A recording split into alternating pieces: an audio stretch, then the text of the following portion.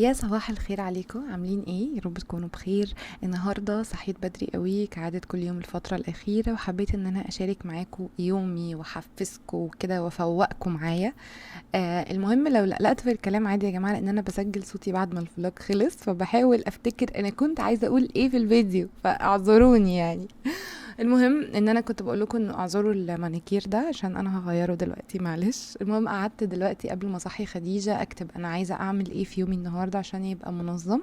لان الحضانه دي قد ما بتحسوا ان هي سايبه وقت، قد ما هي لو ما استثمرتيش وقتك هتبقى كانك زودتي حاجه زياده عليكي تضيع لك وقتك. فهصحيها اوديها الحضانه، وبعدين هبدا بقى في شويه اجراءات زي ما انتم شايفين، بعرض لكم كده حاجات سريعه عن الحاجات اللي هعملها في الفيديو النهارده، واحاول اشجعكم عليها. فبليز keep watching.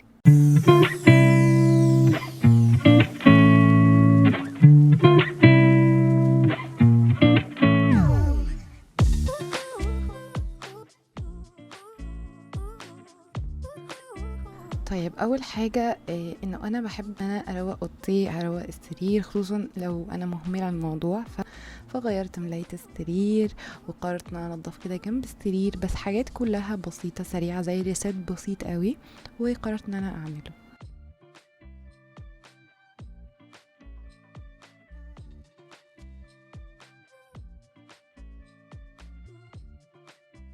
كمان اعمل تسريحه لان هي كانت كارثه، وزي ما انا يعني مش عارفه قلت لكم ولا ما قلتلكوش صح.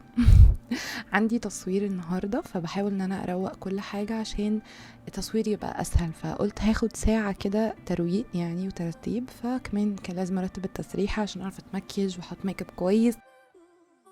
تعالوا الاول بس قبل اي حاجه بقى اكلمكم عن الروتين التحفه لبشرتي الفتره دي. يا جماعه انا بعشق براند ماتري سكين، وبجد بجرب الهيالورونيك اسيد ده بقالي اكتر من شهر، وحقيقي تحفه قوي. وعايزه اقول لكم انا في عادتي بحب اقعد اسيب الحاجه وارجع لها، اسيب الحاجه وارجع لها، لان في اعتقادي مش عارفه ليه ان بشرتي ممكن تكون بتتعود. ف بجد حلو قوي وبيبان الافكت بتاعه على طول. وانا كنت مجربه منهم قبل كده اللي هو السيروم ده اللي فيه فيتامين سي بس بنسبه بسيطه، عشان انا بشرتي حساسه من فيتامين سي، وبرده تحفه جدا. بس ده بينشف البشرة، بيبقى لازم معاه طبعا ترطيب قوي، بس ده الافكت بتاعه بيظهر بعد انتظامك فيه. كان بيقلل لي المسام، كان بشرتي بجد سوفت مشدودة، كنت بدأت ان انا بجد بسيب الفاونديشن كتير قوي. هو طبعا بدأ يخلص من عندي، بس عايزة ارجع اجيبه. عارفة ان البراند ممكن يبقى سعرها عالي شوية، بس صحتي كده عاملين اوفرز عليها لطيفة، وكمان الكود بتاعي يديكوا 10%.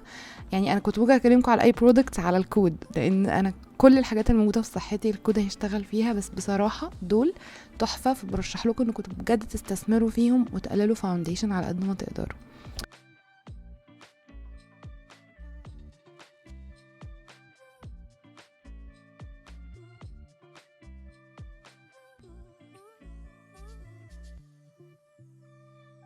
حبيت ان انا بس اخد بريك، جبت حاجه اشربها لان كان الجو بجد حر قوي، وبدات اكتب افكار الفيديوهات اللي هصورها النهارده وانا بشرب، يعني عشان برضو على قد ما اقدر استفيد من الوقت.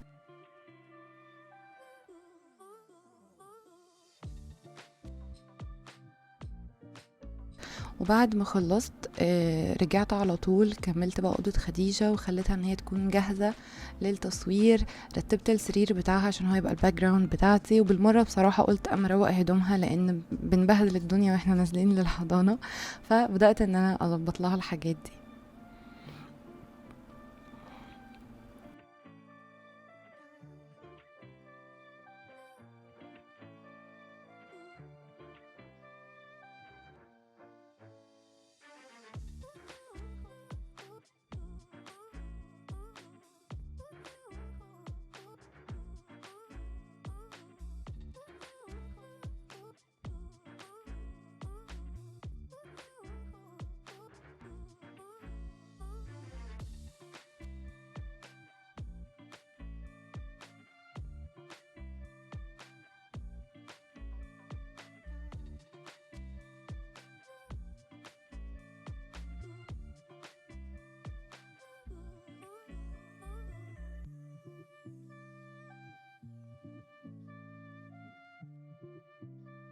لبست يا جماعة، هنزل دلوقتي اروح اجيب كده كام حاجة من المكتبة، وبعدين اجيب خديجة، وبعدين ارجع. آه انيمها واعمل اديتنج.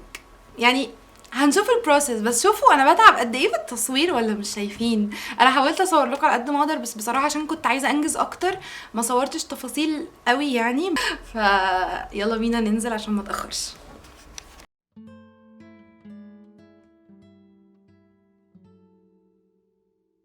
امسك امسك امسك امسك. خدي هنا، استني. باين عليا ان انا مشيت كتير صح؟ المهم ان انا هقضي وقت شويه مع خديجه لحد ما تاخد الناب، وبعدين بقى اعمل اكل، بعدين اعمل اديتنج. هل هلحق ولا لا مش عارفه، هاخدكم معايا ونشوف. ازيكم يا جماعه؟ معلش لو في اي قلبان ورايا اعملوا نفسكم مش شايفينه. المفروض كان انا امبارح اكمل معاكم الفلوج بقى ومنتج وكده، بس طبعا كنت تعبانه قوي، نمت الساعه تقريبا 12، بس قبليها نزلنا، فلما جيت بقى يا دوب كان بقى وقت بقى البيت تايم مع خديجه ومش عارفه ايه، ونمنا 12 او واحده حاجه كده. وصحيت بقى النهارده الصبح، عملت نفس السيناريو، وهي راحت النيرسري وقعدت شبطانه فيا شويه وتمام راحت، وبعدين رجعت عايزه انتخ جدا، بس لا بصراحه ورايا شغل بقى كتير، فهقعد دلوقتي اعمله، همنتج واجهز فيديوهات وكده.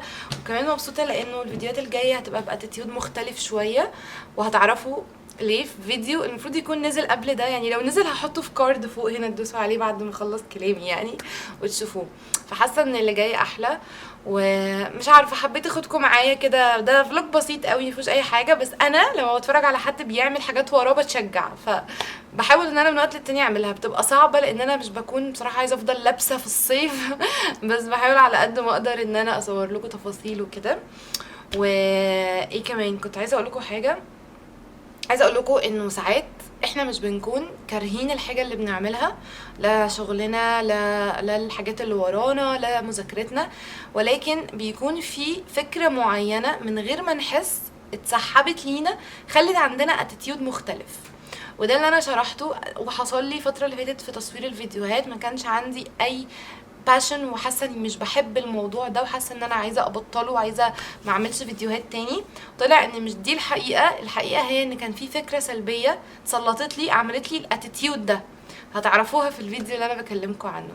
فراقب كويس الافكار بتاعتك عشان تعرف ايه اللي مكرهك في الحاجه اللي المفروض تعملها، وحاول تغير الاتيتيود بتاعك. لو انت دلوقتي ربة منزل وحاسه انك كارهه الحاجات اللي وراكي وكارهه البيت وكارهه اعرفي الفكره السيئه اللي جاتلك كونت عندك اتيتيود ناحيه الحاجه دي، وغيري الاتيتيود ده. فدي كده نصيحه سريعه في اخر الفيديو عشان بحب ان انا افيدكم على قد ما اقدر. يا رب يكون الفلوج ده كان لذيذ عليكم، بحبكم قوي قوي قوي. اروح بقى اخلص اللي ورايا عشان لو قعدت اصور هماطل جدا، فهروح اركز كده ساعتين 3 حلوين. ويا رب الفيديو ده يكون شجعكم انتوا كمان تقوموا تشوفوا اللي وراكم. بحبكم قوي قوي، باي.